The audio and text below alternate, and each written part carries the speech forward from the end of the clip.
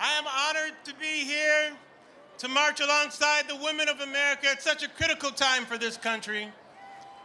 2017 was an amazing year for women's voices to be heard in a way they've never been heard before. And the brave women who've spoken up about sexual abuse and harassment in the workplace and in private has already created change in how we tolerate these behaviors. And the biggest change, of course, is that men are actually starting to listen to women. And that's a good thing. But men, we can't just reserve our listening for issues that anyone with the smallest amount of decency should lend an ear to.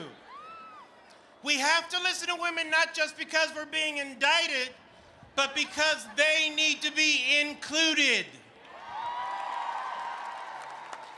We cannot be a great country until women not only have a seat at the table, but how about this, are actually seated at the head of the table. How about that? And so 2017 could be called the year of speaking up.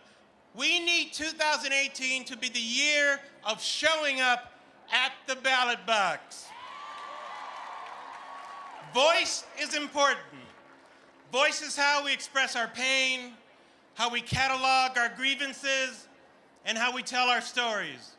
But now we need to turn those voices into votes.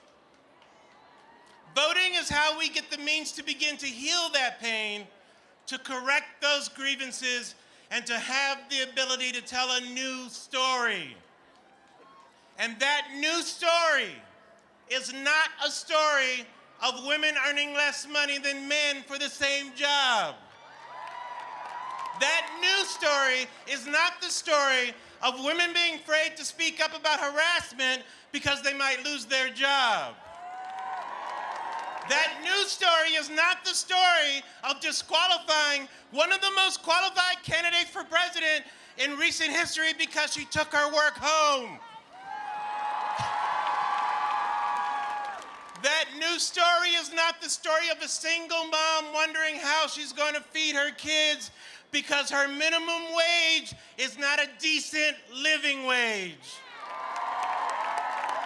And that new story is not the story of some women feeling like they have to beg for basic health care and reproductive rights while the President of the United States is stuffing his face with a bucket of chicken every night. Okay?